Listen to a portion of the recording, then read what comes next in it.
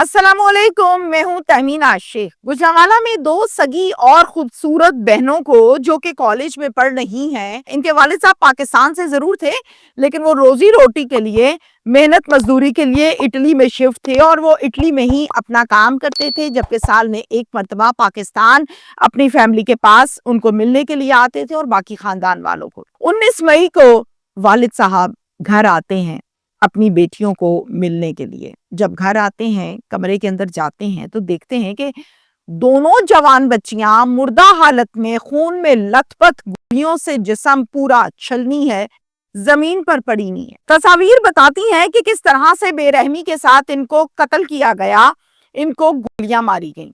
ये दोनों बहनें बिल्कुल सगी बहनें थीं।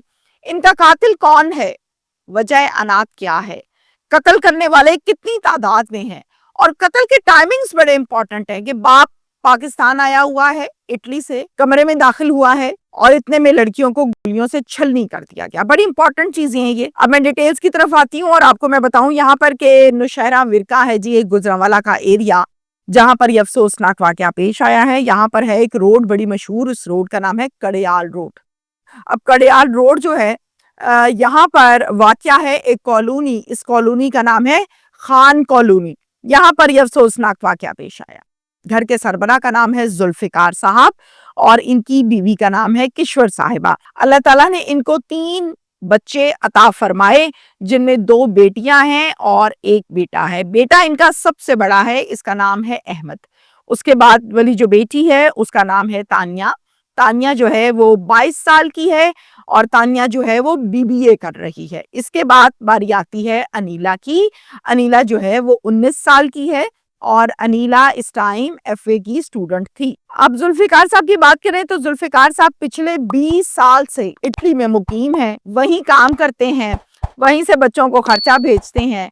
साल में एक मरतबा वो पाकिस्तान आते हैं, अपने बीवी बच्चों को मिलते हैं, बाकी खानदान वालों को, रिलेटिव्स को मिलते हैं और फिर उसके बाद वो वापस इटली चले जाते हैं। ये उनकी रूटीन है एक अरसे से। बेटा जो है वो जब जवान हुआ, आहिस्ता आहिस्ता दाढ़ी मूछ आने लगी, कद निकालने लगा, तो उन्होंने कहा कि मैं तो यहाँ पे अच्छा सेटल हो गया हूँ, क्यों ना मैं अपने बेटे को भी यहाँ पर सेटल करूं। तो फिर उन्होंने अपने बेटे को भी वहां पर बुला लिया और वहां पर उसको भी अपने पास सेटल कर लिया। अब मैं आपको बताऊं कि जुल्फिकार साहब भी इटली में हैं और इनका बेटा भी इटली में है। जुल्फिकार साहब इटली से मई के महीने में पाकिस्तान आए, गुजरांवाला नौशहरा विरका। 19 मई, आज से ठीक 4 दिन पहले सुबह 9:30 बजे जुल्फिकार साहब अपनी बीवी के साथ जाते हैं एक निजी बैंक में।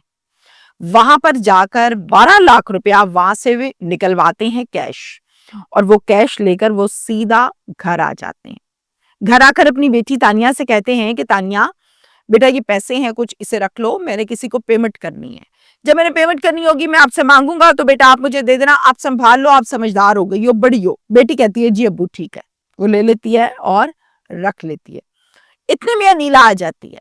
अनीला कहती है बाबा मेरे ना टेस्ट हो रहे हैं। तो बाबा कहते हैं अल्लाह बेटा आपको कामयाब करे।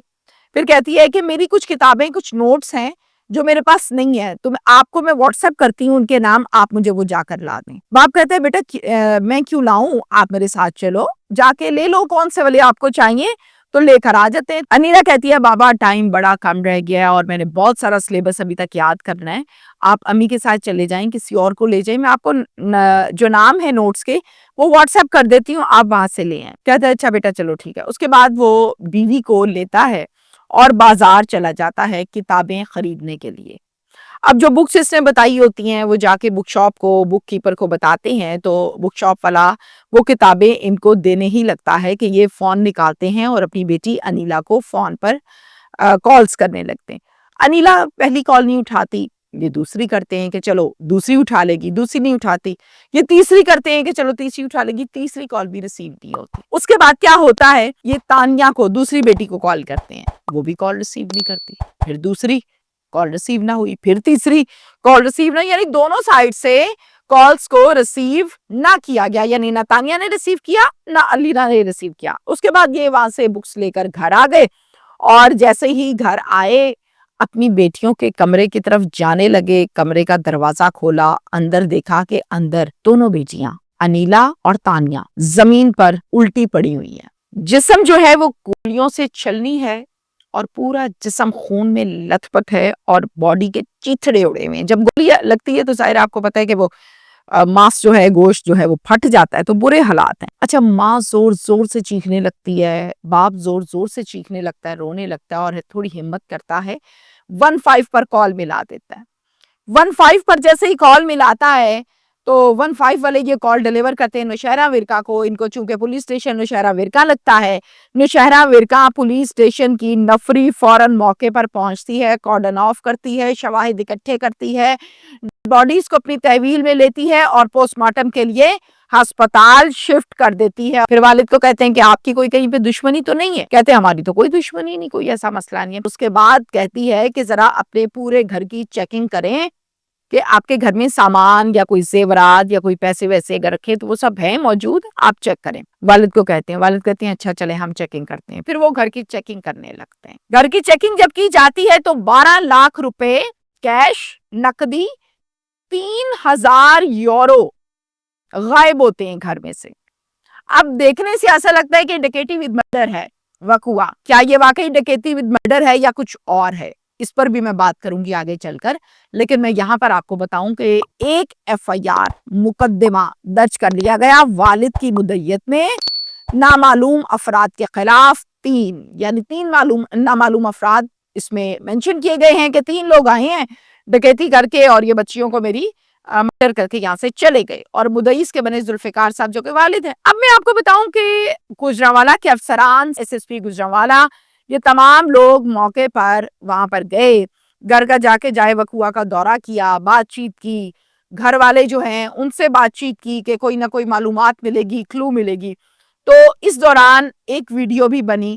اب وہ ویڈیو میں نے خود تو کافی دفعہ سنی جس میں ذوالفقار صاحب گفتگو کر رہے ہیں. اس ویڈیو میں یہ کہا جا رہا ہے والد صاحب کی جانب سے کہ سپٹمبر میں یعنی 2024 سپٹمبر سے مجھے اور میری فیملی کو تھریٹ کالز کی جا رہی ہیں, اور یہ کالز جو ہیں بار بار کی جاتی ہیں. ان کالز کے متعلق پولیس اسٹیشن میں ایک درخواست بھی ہم نے جمع کروائی, لیکن اس درخواست پر کسی قسم کی کوئی کارروائی نہیں کی گئی پولیس کی جانب سے. جب تھریٹ کالز کا سلسلہ کنٹینیو جاری رہا تو والد صاحب یہ کہتے ہیں کہ میں نے سیکیورٹی گارڈز بھی رکھ لیے تاکہ حفاظت ہو سکے, میری ہو سکے, میرے گھر کی ہو سکے, میری بچیوں کی ہو سکے. کچھ ماہ ان گارڈز نے کام کیا. کچھ ماہ کے بعد ہمیں کالز آنا بند ہو گئی تو میں نے یہ سمجھا کہ بس ٹھیک ہے, حالات کنٹرول ہیں, کوئی مسئلہ نہیں ہے اب. تو میں نے ان سیکیورٹی گارڈز کو چھوڑ دیا, یعنی فری کر دیا کہ بس یار اب مزید ضرورت نہیں ہے. ہو سکتا ہے میں ان سیکیورٹی گارڈز کو بھی رکھتا تو شاید میری بیٹیاں اب بچ جاتی. ہو سکتا ہے اگر اس ٹائم کارروائی کی جاتی تو شاید میری بیٹیاں اب بچ جاتی. اب سوال یہ پیدا ہوتا ہے کہ یہ تھریٹ کالز کرنے والے کون لوگ تھے؟ کیا ان تھریٹ کالز کی ڈیٹیلز نکالی گئی تھی؟ آنرشپ لی گئی تھی؟ کیا ان تھریٹ کالز کی لوکیشنز لی گئی تھی؟ یہ معلومات پولیس کو اس ٹائم پر لینی چاہیے تھی جس پر بقول ذوالفقار صاحب کے کام نہیں ہوا. یہ کالز کون لوگ کر رہے تھے؟ یہ تمام ڈیٹیلز انہوں نے پولیس کو دے دی ہیں, لیکن اب تک میڈیا سے شیئر نہیں کی گئی. جب میڈیا سے شیئر نہیں کی گئی تو ڈیفینیٹلی ہم بھی آپ سے شیئر نہیں کریں گے.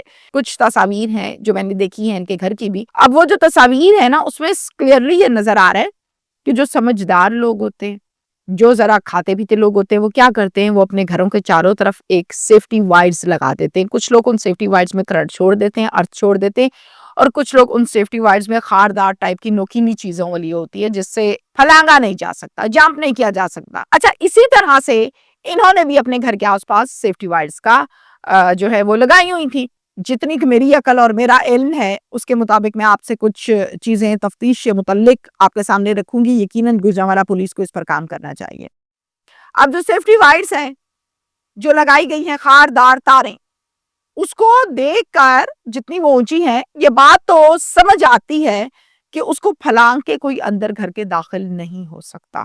نمبر 1. نمبر 2, ڈکیتی کرنے والے اور مرڈر کرنے والے لوگ اندر کہاں سے آئے؟ ظاہر اندر آیا تو گولیاں ماری, چھلنی کیا, اندر کہاں سے آئے؟ گھر کے اندر آنے کے 2 راستے ہوتے ہیں. ایک چھت ہوتے ہیں جہاں سے اکثر لوگ کود جاتے ہیں, پھلانگ کے آتے ہیں. ایک دروازہ ہوتا ہے, گیٹ ہوتا ہے. اب کیا یہ گیٹ سے اندر آئے ہیں؟ اگر گیٹ سے اندر آئے تو گیٹ تو کسی نے کھولا ہوگا, پھر ہی گیٹ سے یہ اندر داخل ہوئے. اور اگر گیٹ کسی نے نہیں کھولا تو پھر کیا اس گیٹ کی کوئی چابی بنا رکھی تھی جہاں سے لاک کو چابی لگائی ہے، کی کا استعمال کیا اور اندر آ گئے؟ تو یہ تمام چیزیں سوالیہ نشان ہیں۔ اب اگر کوئی گھر کے دروازے سے اندر آتا ہے نا تو وہ رشتہ دار ہوتا ہے، کوئی گھر کے دروازے سے اندر آتا ہے نا تو وہ آپ کے جاننے والا ہوتا ہے۔ اب کیا بچیاں تو اس دنیا سے چلے گئی، یا بچیاں تو بتانے سے نہیں کہ کون اندر آیا تھا، تو اگر تو دروازہ کھول کے دروازہ کھلا ہے اور وہ اندر آئے تو اٹ مینس کہ کوئی رشتہ دار ہو سکتا ہے، کوئی جاننے والا ہو سکتا ہے، کوئی ٹرسٹ ورتھی بندہ ہو سکتا ہے جس کے لیے گھر کا دروازہ کھولا جاتا ہے۔ یا پھر تیسری بات یہ بھی ہو سکتی ہے کہ میں نے ایسے وقوع بھی دیکھے جڑا والا سے، جہاں پر بینک سے کیش وین نکلی۔ جب کیش وین نکلی بینک سے تو چونکہ کیش اس میں اچھا خاصا تھا، تو بینک سے ہی کوئی شخص ملوث تھا جس نے ڈاکوؤں کو بتایا تھا، اور وہیں سے پیچھا کرتے کرتے کرتے کرتے اس کیش وین کو لوٹ لیا گیا۔ اور الحمدللہ جب پولیس نے اس پر کام کیا تو کیش وین بھی کلیئر ہوئی اور اس ڈاکو کو بھی پکڑ لیا، ڈرائیور کو بھی پکڑ لیا جو ساتھ میں ملوث تھا، رائٹ۔